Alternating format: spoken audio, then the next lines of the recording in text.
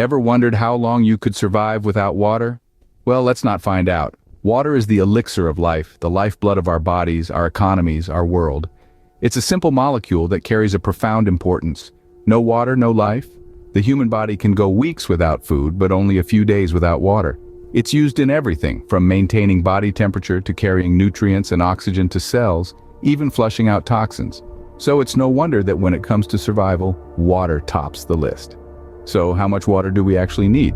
The average person needs about 3/4 of a gallon to a gallon of water per day for drinking and sanitation.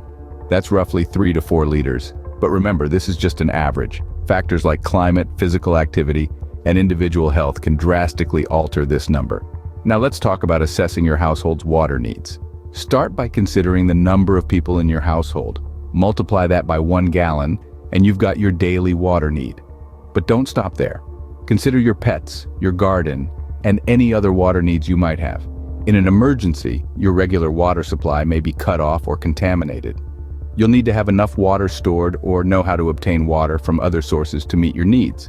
Ideally, you should store a minimum of 2 weeks' supply of water for each member of your household. That's 14 gallons per person. Yes, it sounds like a lot, but when it comes to water, it's better to have it and not need it than need it and not have it. Remember, water is life. Knowing your needs is the first step in emergency preparedness. So, where can you find water in an emergency situation? Well, the answer might be closer than you think. The first place to look is right inside your home. From the water heater to the toilet tank, not the bowl, of course, you'll find pockets of water that can be used in a pinch. Even the ice cubes in your freezer can be melted down for drinking water. But what if you've exhausted all those options? Look around. Your yard and immediate surroundings may hold a wealth of water sources. This could be a garden pond, a nearby stream, or even a well if you're lucky enough to have one. Rainwater collection is another excellent method to add to your water supply. All you need is a clean container to catch the rain. You can increase your collection capacity by connecting several barrels or using large tarps to funnel water into a central point.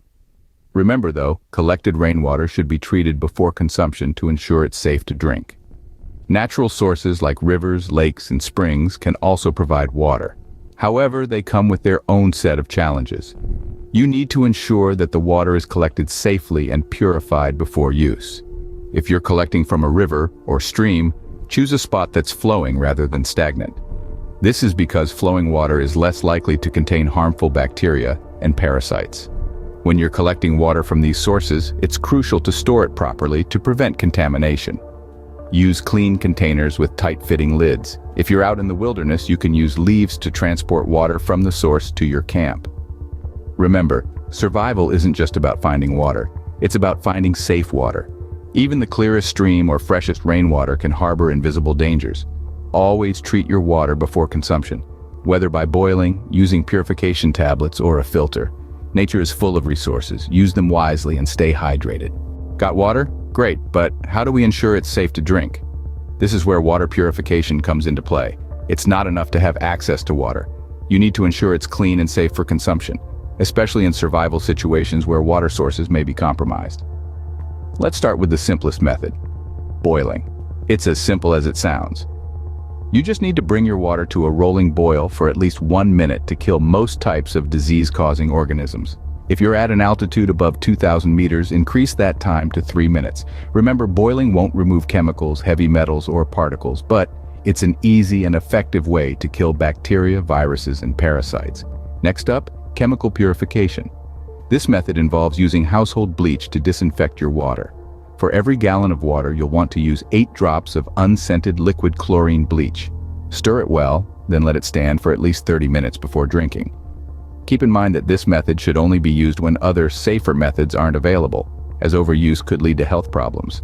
Now let's talk about filters and purifiers. These commercial options come in an array of shapes and sizes, from portable pump filters for on-the-go to larger gravity-fed systems for your home base. They work by physically straining out harmful bacteria and protozoa.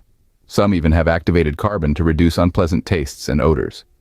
If you're a do-it-yourself kind of person, you can also make a homemade filter using a plastic bottle, some gravel, sand, and a piece of cloth. While not as effective as commercial filters, it can be a handy makeshift solution in a pinch. Last, but certainly not least, we have solar disinfection. This method uses the sun's ultraviolet rays to kill harmful pathogens in water. All you need is a clear plastic or glass container and good old sunshine. Fill your container with water and leave it out in direct sunlight for at least 6 hours. If the sky is half cloudy, extend that time to 2 days. Like boiling, solar disinfection won't remove chemical pollutants, but it's a great energy-free option when you're out in the wild. It's important to note that no single method is perfect. Each has its pros and cons, and what works best will depend on your situation. You may even find that a combination of methods works best for you. Clean water is just a few steps away. Always remember, it's better to be safe than sorry. So, before you quench your thirst, take the time to purify your water. It can make all the difference in a survival situation. You've purified your water. Now where do you store it? Storing water is just as crucial as purifying it. The right storage solutions will ensure your water remains safe and clean over time. Let's talk about which containers work best for water storage. First off, you want to opt for food-grade containers that are BPA-free. This avoids any chemicals leaching into your water. You might consider using plastic water bottles, but remember, they are not designed for long-term storage. A better option is to use containers specifically designed for storing water, like blue polyethylene containers. These come in various sizes, from 5 gallons, perfect for a small family, up to 55 gallons for larger households. These containers are opaque, reducing light penetration and slowing the growth of algae. But what if you have a more significant amount of water, say, from a rainwater collection system? Well, in that case, consider using a water barrel or a water cistern. These larger containers can store hundreds, even thousands of gallons of water. Just remember, wherever you store these containers, the floor must be strong enough to support the weight of the water. Now, let's talk about how to keep your stored water clean and safe over time. First, make sure to seal your containers tightly to prevent contamination. Avoid touching the inside of the container or the cap with your hands to keep it as sanitary as possible. If you're using tap water that's already been treated with chlorine, you don't need to add anything else to keep it safe. However, if you're storing water from a well or a natural source, consider adding a couple of drops of unscented household bleach per gallon to kill any potential bacteria. Okay, you've got your water stored, but how long can you keep it? That's where a rotation plan comes in handy. Even though properly stored water doesn't technically expire, it's a good idea to rotate your supply every 6 months to a year. This keeps your water tasting fresh and ensures you always have a usable supply on hand. Remember, water is the essence of life. We need it for drinking, cooking, and hygiene, so it's vital to have a reliable water storage system in place. With the right containers, some basic hygiene practices, and a solid rotation plan, you can ensure your stored water remains clean, safe, and ready to use. Proper storage is key to maintaining a clean water supply. Always keep your water safe and fresh. Remember, being prepared isn't about expecting the worst. It's about being ready for anything, so stay prepared, stay safe, and keep on surviving. We've covered collection, purification, and storage. Now let's talk about usage and safety. Water is a precious resource, especially when you're facing a survival situation. It's essential to incorporate daily habits that reduce water usage. One such practice is the Navy shower. This method involves wetting your body quickly, turning off the water to lather up, then rinsing off as quickly as possible. It's a simple, effective way to conserve water. Cooking also presents opportunities for conservation. When boiling pasta or vegetables, consider reusing the water for a soup or stew. Not only does this save water, but it also adds extra flavor to your meals. Now let's turn our attention to the signs of water contamination. Clear water doesn't necessarily mean clean water. Always be aware of the following indicators: a strange odor, an unusual color, or floating particles. Even if you've stored the water properly, it can still become contaminated. Never consume water if you're uncertain about its purity. Taste can also be a telltale sign of contamination. If the water tastes metallic, salty, or simply off, it's best not to drink it. Remember, it's better to be safe than sorry. In an emergency, it's crucial to know when to tap into your stored water supply. If your regular water source becomes unavailable or contaminated, if there's a natural disaster like a flood or an earthquake, or if there's a health warning or boil water advisory issued, it's time to use your stored water. But don't wait until the last minute to start using your stored water. If there's a chance your water source could be compromised, it's better to start using your stored supply sooner rather than later. This way, you can conserve your regular source for as long as possible. And don't forget about hydration. Even in a survival situation, it's important to drink enough water each day. Dehydration can set in quickly, leading to fatigue, dizziness, and confusion. Be mindful of how much you're drinking and try to meet your daily water needs. In conclusion, water conservation is key. Implement habits to use less water. Always be on the lookout for signs of contamination, and know when it's time to tap into your stored water supply. Remember, every drop counts. Be mindful of your water use and always stay on the lookout for signs of contamination. Water is a cornerstone of survival. This statement rings true today as it has since the dawn of time.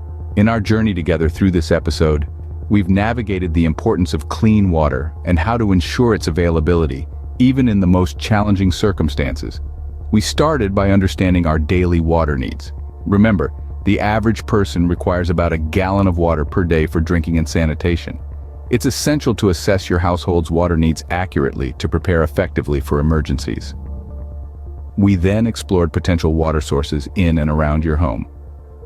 From rainwater collection methods to safely collecting and storing water from natural sources, we've seen that with a little ingenuity, water can be found in the most unlikely places. The heart of our episode centered on water purification methods. We learned the simplicity and reliability of boiling water, the effectiveness of chemical purification using household bleach, the convenience of commercial filters and purifiers, and the ingenuity of solar disinfection. Each method has its strengths and should be chosen based on your unique situation and resources. Our discussion then flowed into water storage solutions. We emphasized the importance of proper containers and the need to keep water safe and clean over time. We also underscored the necessity of a rotation plan to ensure freshness. Finally, we offered practical tips such as daily habits to reduce water usage and signs of water contamination to be aware of. We also discussed emergency indicators that it's time to tap into your stored water supply. As we wrap up, I encourage you to take these strategies to heart and implement them in your own emergency preparation. Your comments and questions are welcome, so please join the conversation below. And if you found this guide helpful, don't forget to subscribe for more survival strategies. In the meantime, for a more in-depth look at survival strategies, check out The Ultimate Grid Down Survival Handbook on Amazon. Remember, knowledge is power and preparation is key. Stay prepared, stay safe, and see you in the next episode.